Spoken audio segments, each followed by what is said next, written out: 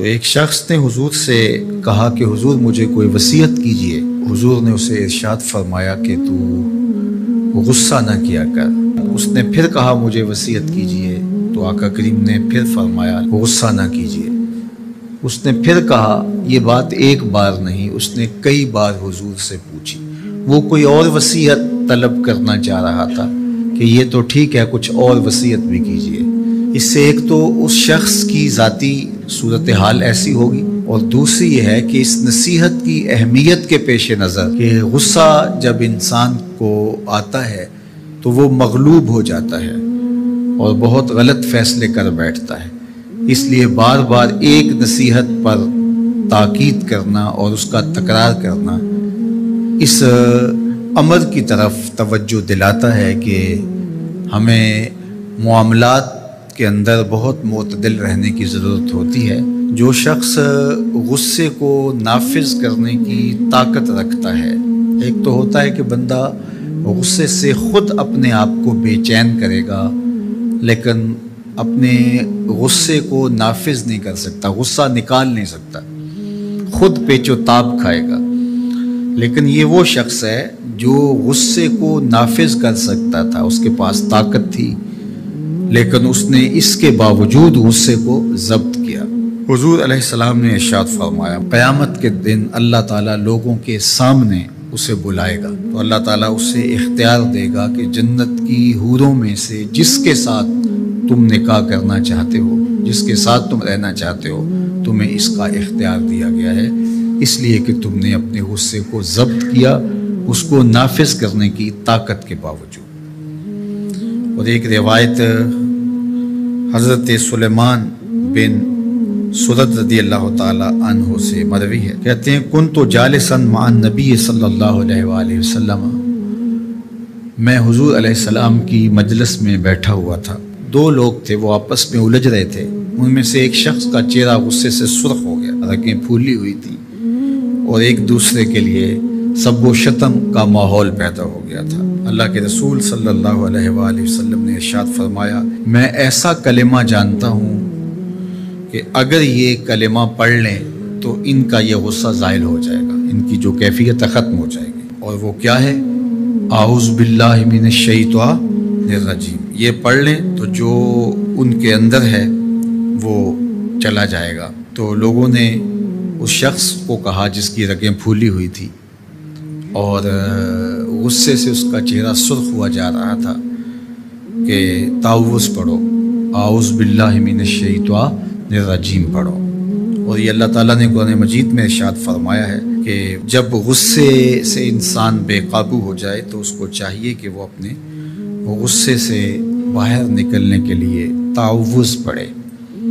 ایک روایت میں ہے اللہ کے محبوب نے ارشاد فرمایا، تم میں سے اگر کوئی شخص غصے میں آئے تو وہ خاموش ہو جائے، تو خاموشی سے غصے کا لیول نیچے آنا شروع ہو جائے گا۔ اور ایک روایت میں ارشاد فرمایا، جب تم میں سے کوئی شخص غصے میں ہو تو وہ کھڑا ہوا ہو تو وہ بیٹھ جائے، اور اگر اس کا غصہ اس سے زائل ہو گیا تو ٹھیک، ورنہ لیٹ جائے۔ یعنی اگر وہ کھڑا ہو تو بیٹھ جائے، اور اگر بیٹھنے کے باوجود بھی غصہ ختم نہیں ہونے پا رہا تو لیٹ جائے، خاموش ہو جائے، تعوذ پڑھے اور بیٹھ جائے یا پھر لیٹ جائے۔ تو یہ چار صورتیں غصے کو کم کر دیتے ہیں۔ تو غصے کو نافذ کرنے کی بجائے کوشش کرنی چاہیے کہ غصہ جو ہے وہ فروغ ہو جائے، کیونکہ غصے میں انسان ایسے امور کر لیتا ہے کہ بعد میں اس کو سخت پچھتاوا ہوتا ہے۔ اگر کسی شخص کے ساتھ قرآن مجید نہیں ہے، قرآن مجید کے 2 رکوع 4 رکوع آدھا پارہ اگر کسی زندگی میں روزانہ کی بنیاد پہ نہیں ہے تو اس کی زندگی کا نور اس سے روٹ گیا ہے۔ گر تو می خواہی مسلمان زیستن نیست ممکن جز بقرآن زیستن، اگر تو مسلمان بن کے جینا چاہتا ہے تو قرآن کے بغیر ایک لمحہ بھی نہیں جی سکتا۔ تو قرآن کو اپنی زندگی میں اس طرح داخل کر لیجئے گا کہ اٹھتے بیٹھتے چلتے پھرتے تمہارے ساتھ قرآن کی تعلیمات جڑی ہوں، کوئی دن قرآن مجید کی تلاوت سے خالی نہ ہو۔ ہمیں اس کی ترغیب دی گئی ہے، اور یہ خوش بختی کی علامت ہے کہ تمہارے ساتھ قرآن ہو۔ فرمایا گیا کہ وہ سینہ ایک قبرستان کی طرح ہے جس میں قرآن نہیں ہے۔ تو ایک تو قرآن مجید کی کچھ صورتوں کو باقاعدہ یاد کر کے اپنے سینوں میں نقش کرنا چاہیے، جس طرح سورۃ الملک ہے قرآن مجید کی دوسری صورتیں، اگر اس کے علاوہ بھی آخری پارہ جو ہے اگر سب یاد ہو جائے تو کم از کم آدھا پارہ آخری یاد کر لیں۔ سورہ الواقعہ ہے، سورہ یاسین قلب القرآن کہا گیا ہے، ایک مرتبہ سورہ یاسین پڑھنے سے 10 مرتبہ قرآن پڑھنے کا ثواب ملتا ہے، اور جو شخص اپنے دن کا آغاز سورہ یاسین سے کرتا ہے سارا دن وہ اللہ کی امان میں رہتا ہے۔ سورہ حشر کی آخری 3 آیات پڑھنے کی تلقین کی گئی ہے شام سویرے، جو شخص صبح کو پڑھ لیتا ہے سارا دن امان میں رہتا ہے، اور اگر وہ فوت ہو جائے تو زمرہ شہداء میں لکھا جائے گا، اور جو شام کو پڑھ لے ساری رات اللہ کی امان میں رہتا ہے، فرشتے دعائیں کرتے رہتے ہیں، اور اگر وہ فوت ہو جائے تو نام زمرہ شہداء میں لکھ دیا جاتا ہے۔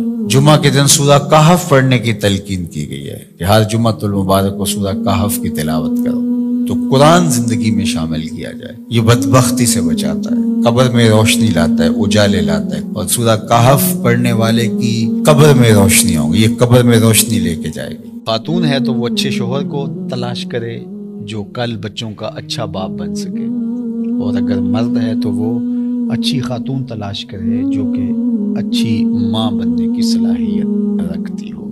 اگر معاشرے میں ڈیمانڈ ہی ہوگی تو پھر یہ صلاحیتیں لوگ اپنے اندر پیدا بھی کریں گے۔ جب رشتوں کی ڈیمانڈ یہ نہیں رہے گی، ظاہری چمک دمک اور مال و دولت اور یہ ساری چیزیں ہوں گی تو پھر ظاہر ہے اس کی طرف دوڑ لگ جائے گی، اور جب اوصاف حمیدہ اور اچھی عادات، دینداری اور یہ چیزیں عورت کے لیے معیار قرار پائیں گی تو پھر رجحان فطری طور پہ ادھر ہو جائے گا۔ تو آج اگر ہمارے ہاں ان چیزوں کی کمی واقع ہو رہی ہے تو پھر اس کا سبب یہ ہے کہ ہمارے رجحان اور ہماری ترجیحات تبدیل ہو گئی۔ حضرت سیدنا عمر رضی اللہ تعالیٰ عنہ کا واقعہ آپ نے سنا ہوگا کہ آپ جب پہرا دے رہے تھے، راتوں کو گشت کیا کرتے تھے، تو ایک خاتون اپنی بیٹی سے کہہ رہی تھی کہ دودھ میں پانی ملاؤ تاکہ ہم زیادہ پیسے کما سکیں۔ تو اس لڑکی نے کہا کہ امیر المومنین حضرت عمر نے دودھ میں پانی ملانے سے منع کر رکھا ہے۔ تو اس خاتون نے کہا کہ عمر کون سا دیکھ رہا ہے؟ تو اس لڑکی نے کہا کہ عمر تو نہیں دیکھ رہا، عمر کا رب تو دیکھ رہا ہے۔ حضرت عمر رضی اللہ تعالیٰ عنہ بہت متاثر ہوئے اور اس دروازے پر نشان لگا دیا۔ واپس آئے، صبح ہوئی تو اپنے بیٹوں کو بلایا، اپنے بیٹے سے کہا کہ میں جو ہے وہ تمہارا ایک خاتون سے نکاح کرنا چاہتا ہوں۔ تو انہوں نے کہا کہ جس طرح آپ کی مرضی ہو۔ تو پھر آپ نے اس گھر پیغام بھیجا اور اس بیٹی کے رشتے کے لیے اس کی ماں سے کہا۔ تو حضرت عمر کے فرزند کا نکاح ہوا اس خاتون سے، ان سے ایک بیٹی پیدا ہوئی جس کا نکاح پھر عبدالعزیز سے ہوا، اور اس عبدالعزیز سے اور حضرت عمر کی پوتی سے پھر ایک بیٹا پیدا ہوا جس کا نام حضرت عمر بن عبدالعزیز۔ تو اچھی مائیں اچھی قوم دے سکتی ہیں، تو اچھی ماں کا انتخاب اس وصف پر آپ نے اپنے بیٹے کا نکاح کر دیا کہ یہ کس قدر اللہ سے خشیت اور اللہ سے خوف رکھنے والی خاتون ہے۔ حضور نے ارشاد فرمایا کہ نکاح کیا جاتا ہے 4 چیزوں کی وجہ سے، لمالہا، لجمالہا، لحسبہا۔ کسی کے مال کی وجہ سے نکاح کیا جاتا ہے، حسب و نسب کی وجہ سے نکاح کیا جاتا ہے، اسی طرح جو ہے وہ حسن کی وجہ سے نکاح کیا جاتا ہے۔ پھر فرمایا کہ جو ہے وہ دین کی وجہ سے نکاح کرنے کی پھر تلقین ارشاد فرمائی، اور دین سے مراد وہ خوبیاں ہیں جو دین ہمیں بتاتا ہے، وہ جہاں پائی جائیں۔ فرمایا جس کا اخلاق کو، جس کا دین تمہیں پسند آ جائے اس سے اپنی بیٹی کا نکاح کر دو۔ نکاح کے انتخاب کے لیے 2 چیزیں بیان، جس کا خلق اور جس کا دین تمہیں پسند آ جائے اس سے اپنی بیٹی کا نکاح کر دو۔ ابو الاسود الدؤلی زمانہ جاہلیت کا ایک شاعر گزرا ہے۔ ایک دن وہ اپنے بیٹوں سے کہنے لگا کہ میں تمہارے پیدا ہونے سے پہلے بھی اور تمہارے پیدا ہونے کے بعد بھی تمہارے اوپر بڑے احسانات کیے ہیں۔ تو بیٹوں نے کہا کہ ہمارے پیدا ہونے کے بعد کے احسانات تو سمجھ میں آتے ہیں، لیکن ہمارے پیدا ہونے سے پہلے آپ نے ہمارے اوپر احسان کون سا کیا ہے؟ تو ابو الاسود الدؤلی کہنے لگا اپنے بیٹوں کو، اپنی اولاد کو، کہ میں ایک شاعر ہوں، اور شاعر کی طبع کے اندر جو حسن پسندی ہے تو بیوی کے انتخاب کے لیے اس کی اول ترجیح یہی ہونی چاہیے تھی، لیکن میں جب اپنی بیوی کی تلاش میں نکلا تو میں اس خیال سے تلاش کیا کہ جو میرے بچوں کی بہتر ماں بن سکے، تو میں نے اپنے جذبات کی قربانی دے کر تمہارے لیے اچھی ماں تلاش کی، اپنے لیے اچھی بیوی تلاش کرنے کی نسبت۔